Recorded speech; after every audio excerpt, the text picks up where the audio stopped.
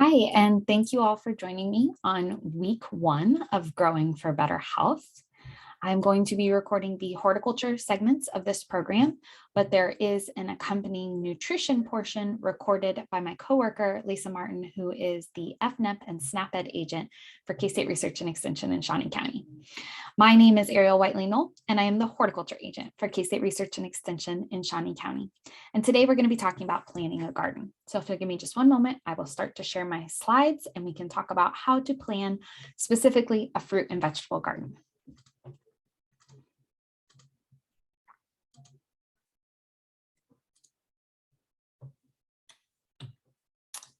Before I begin today, I just want to remind everybody that Kansas State University is an affirmative action and equal opportunity employer. K-State Research and Extension programs and materials are open to all without regard for race, color, national origin, sex, gender, gender identity, religion, age, height, weight, disability, political beliefs, sexual orientation, marital status, family status, or veteran status. So today, as we're talking about planning and planting a vegetable garden, we are going to be using the Kansas Garden Guide. So the Kansas Garden Guide is available at your local extension office, usually for a small fee just to cover the costs of printing, or you can find the full guide online and that's completely free. And that's a really comprehensive PDF. And it really goes through a lot of what we're going to be talking about in this course, sort of A to Z for vegetable gardening.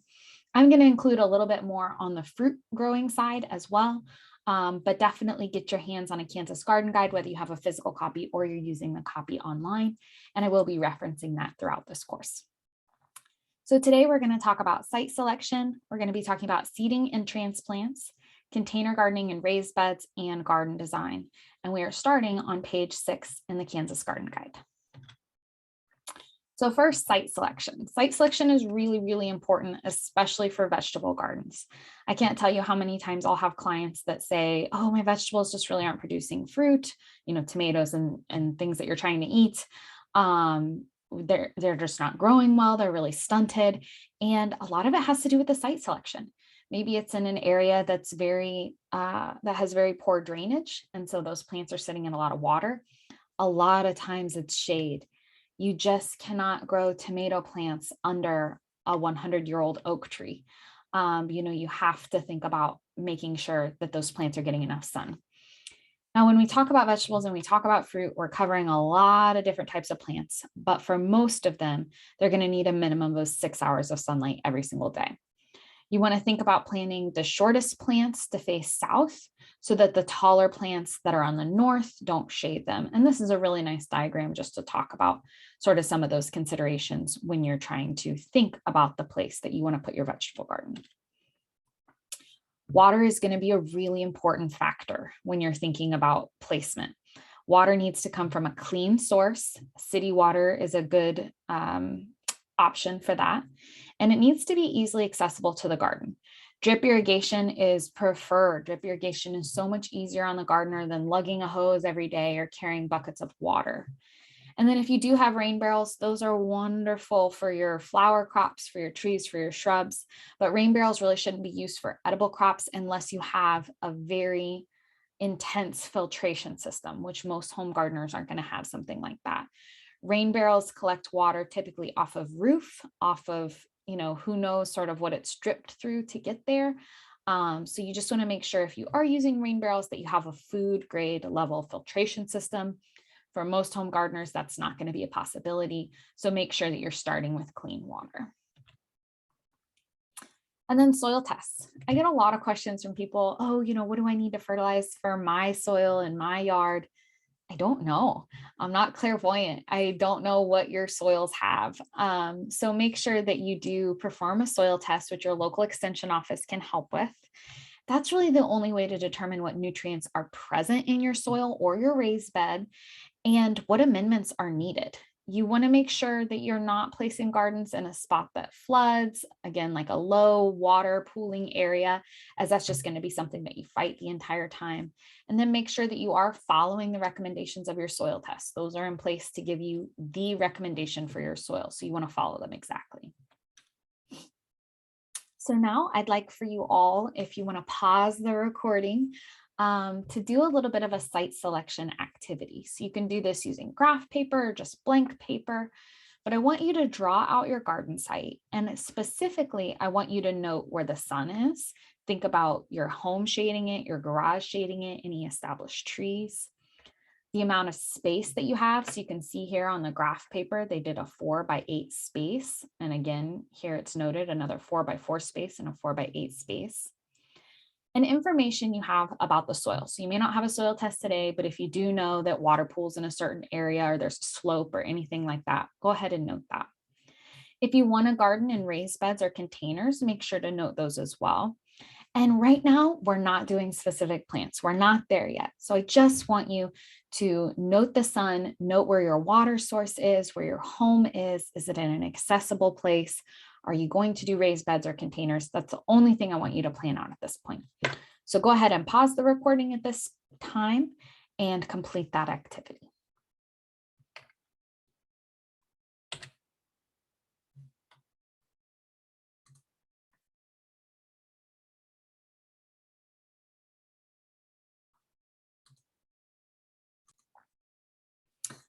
Okay, at this point, you should have completed your site selection activity. And so we will move on in the program to seeding and transplants.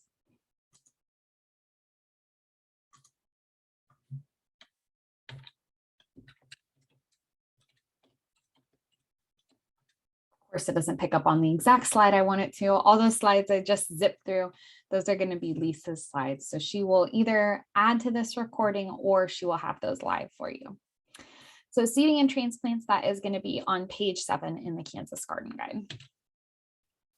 So when we're talking about seeding, the pros for seeding are you get a lot more options about the types of plants you grow and the varieties. So you can order them online, you can get them in a local store, but you really have, the sky is the limit for the types of plants and the varieties that you can get if you seed your own.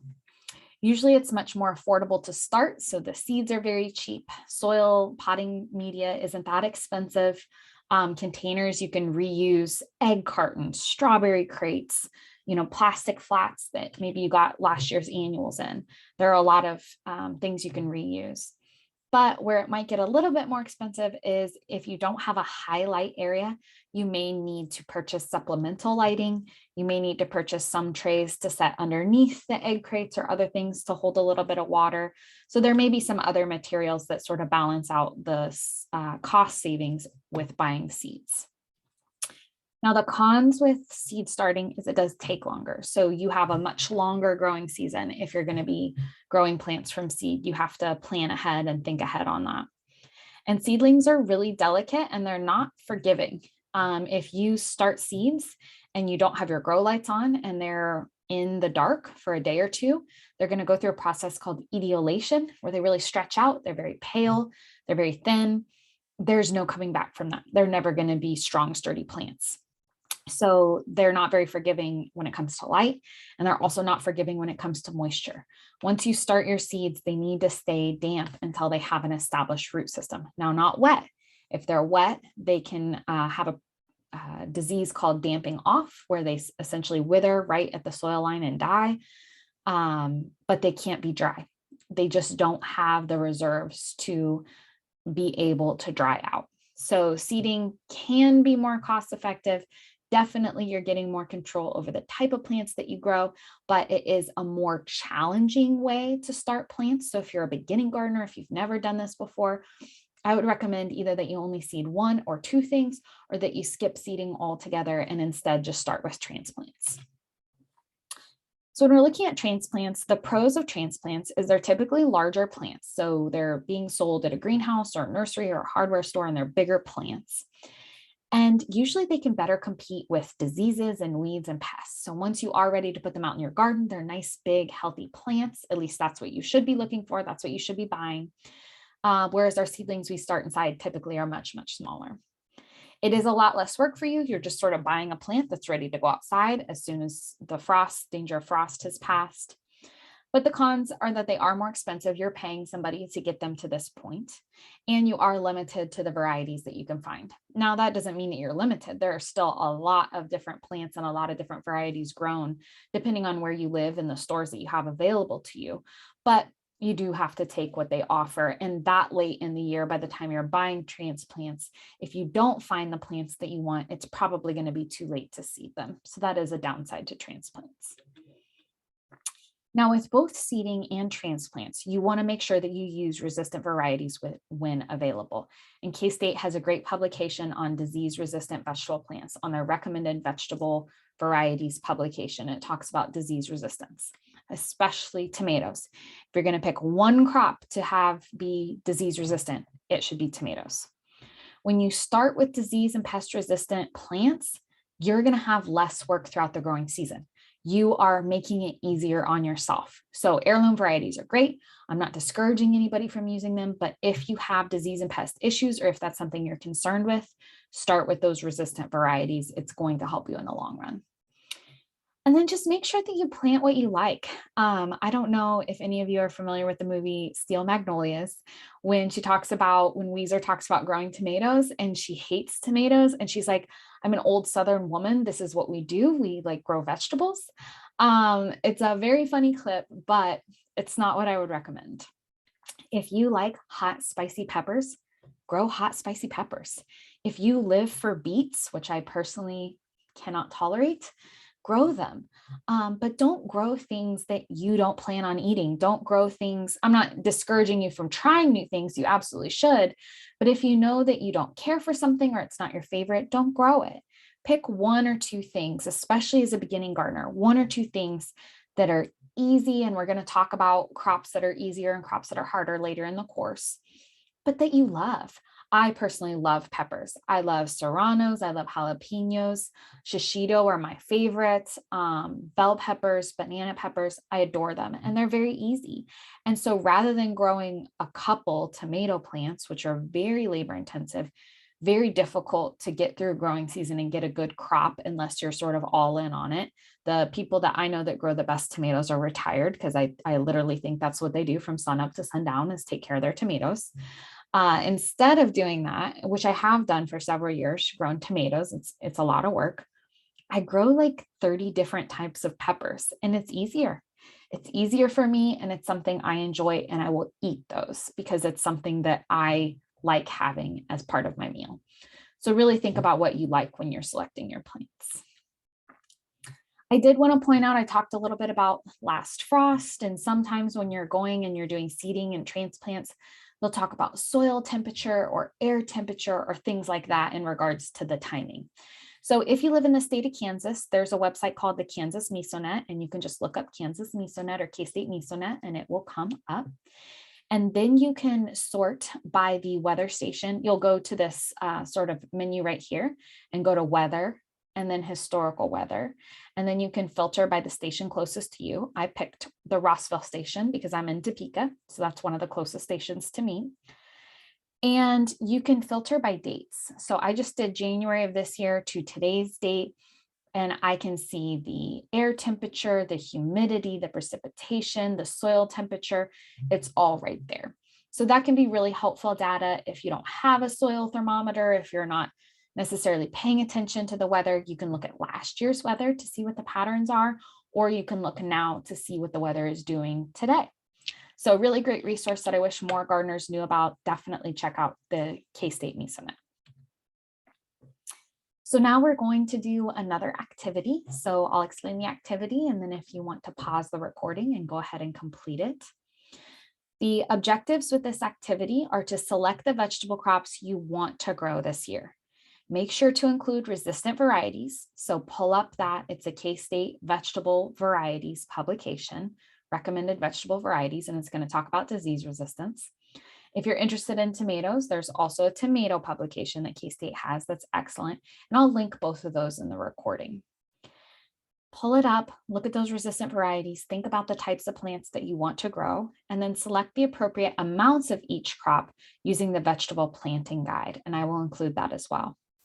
Make sure to note if you're going to use seeds or transplants for each crop, and if you do use seeds, make sure to note the materials that you plan on using for that.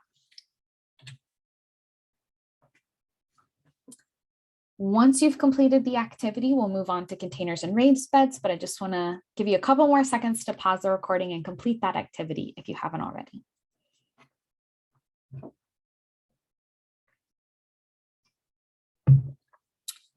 Okay, so we're going to talk about containers and raised beds, and this is going to be on page 40 in the Kansas Garden Guide.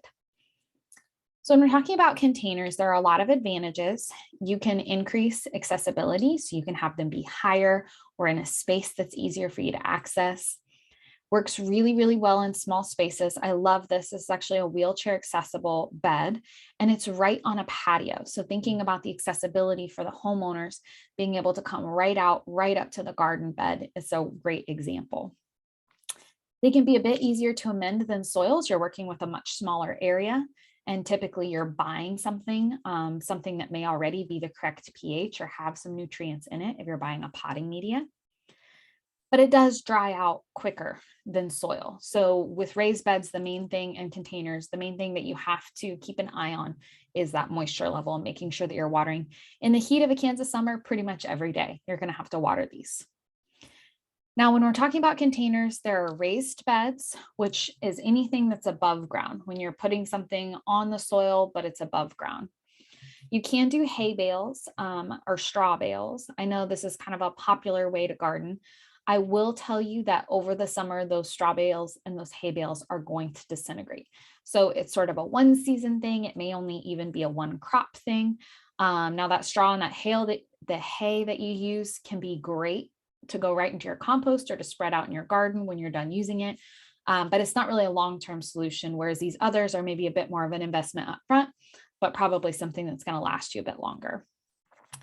You can always use pots, just the same kind of gardening pots that you would put flowers in. Usually they're going to be bigger for most vegetable plants, but for herbs, they might be just a normal size. And then also you can get creative with it. You can use things like water troughs, like metal water troughs, or even plastic for sheep or horses or things like that. Those can make excellent raised beds.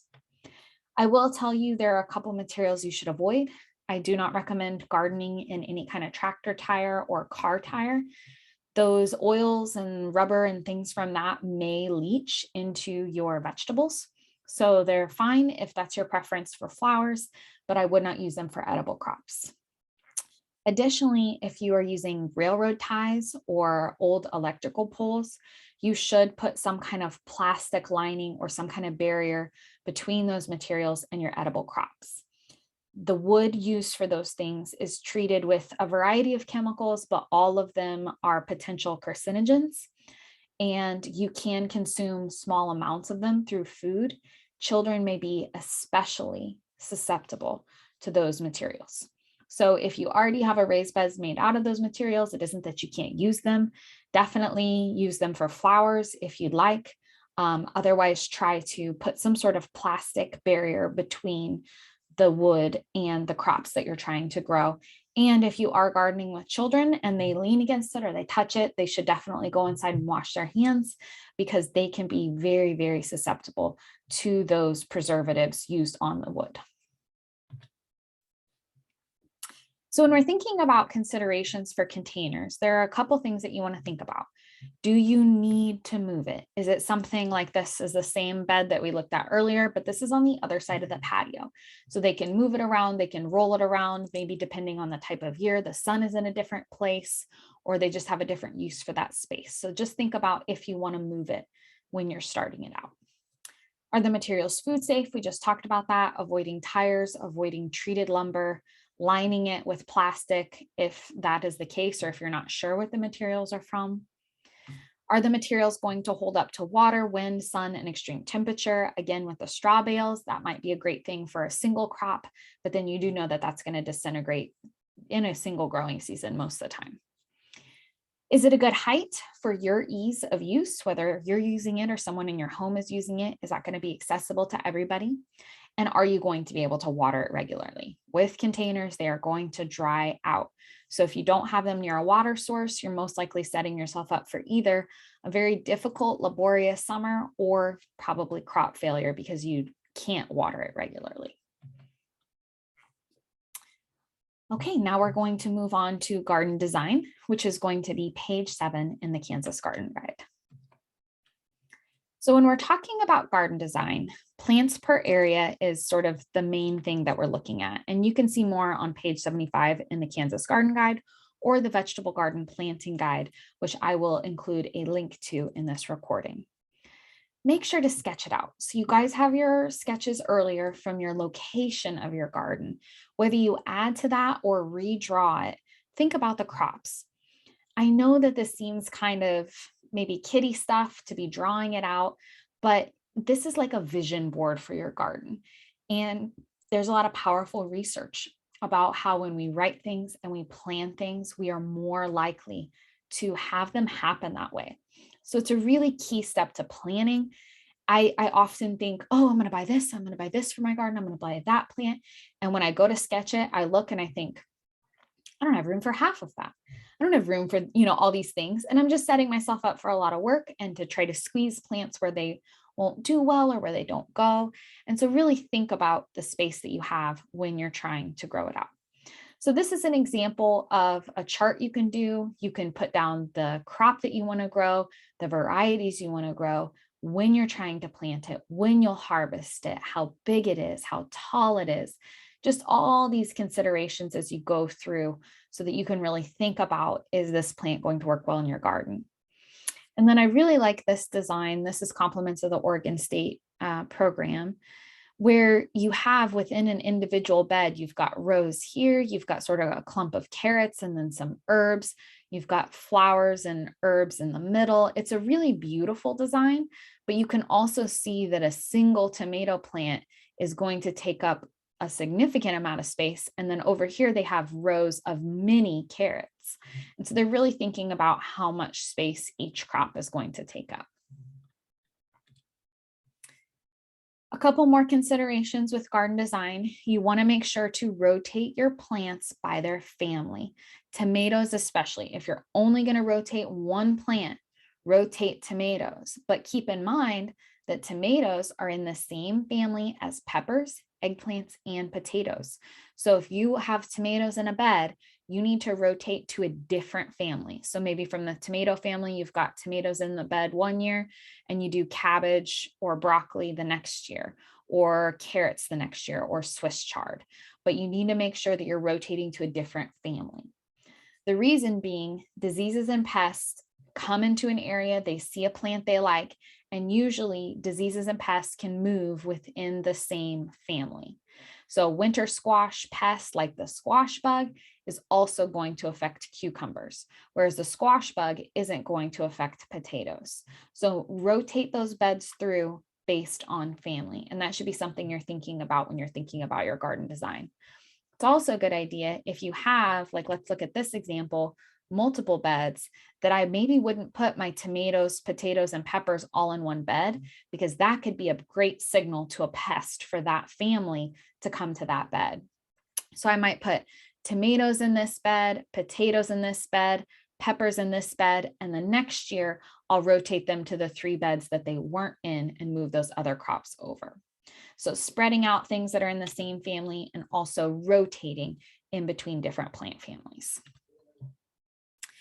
And then just a couple things to watch out for. There are a lot of myths and wives' tales around gardening.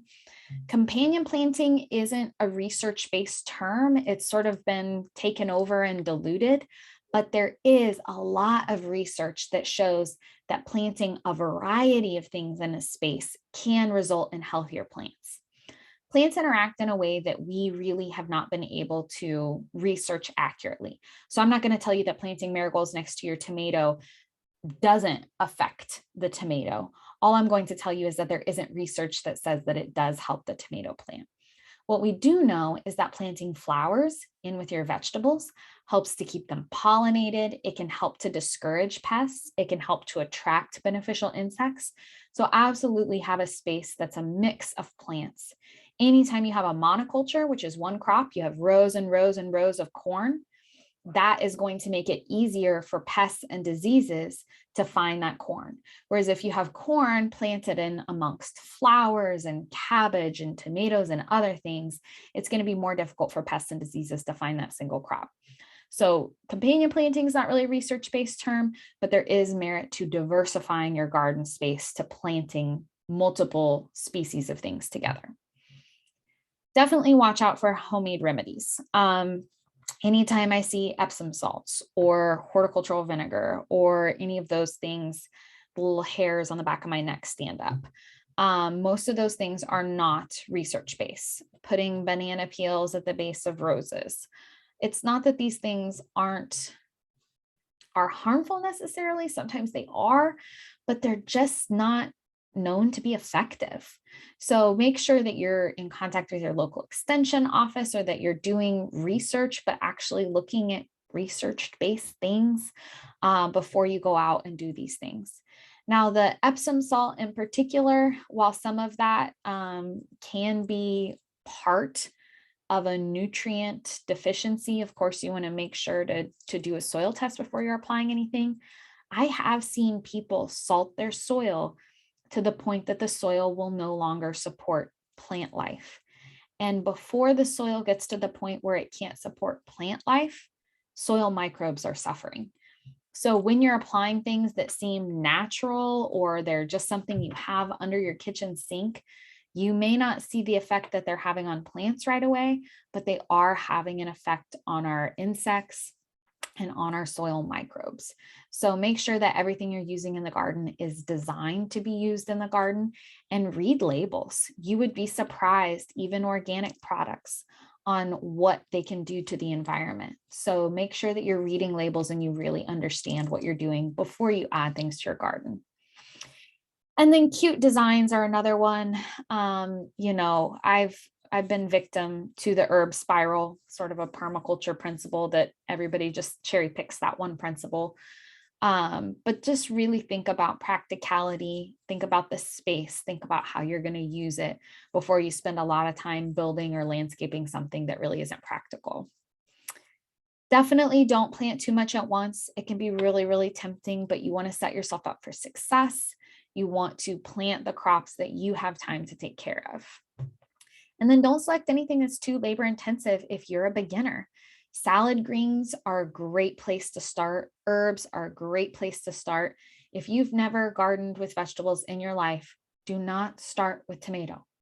Don't start with tomato. If you've never grown fruit in your life, don't plant an apple tree.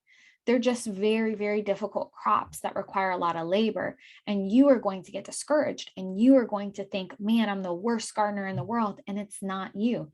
You started with a really difficult crop. So when we go into specific crops later in this session, we're going to talk more about the easier ones versus the difficult ones and what makes the difficult crop so difficult. But pay attention to that. Start with something easy. Set yourself up for success. And always, we live in Kansas. Whatever the weather is now, it's going to be different in 5 minutes. So just be mindful of the weather, keep an eye on the weather, and recognize that there may be years that some of your crops are just ruined because of the weather. And that's just part of our environment. And you pick up and you move on, and it'll be better next year.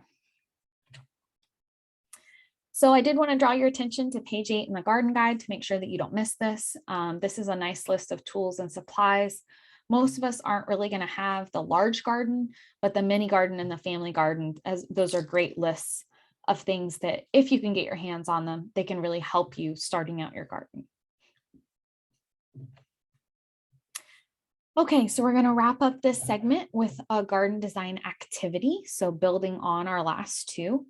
Your objectives for this activity are to plan out the specific crops you're going to plant in your garden. Make sure to allot the appropriate amount of space for each plant.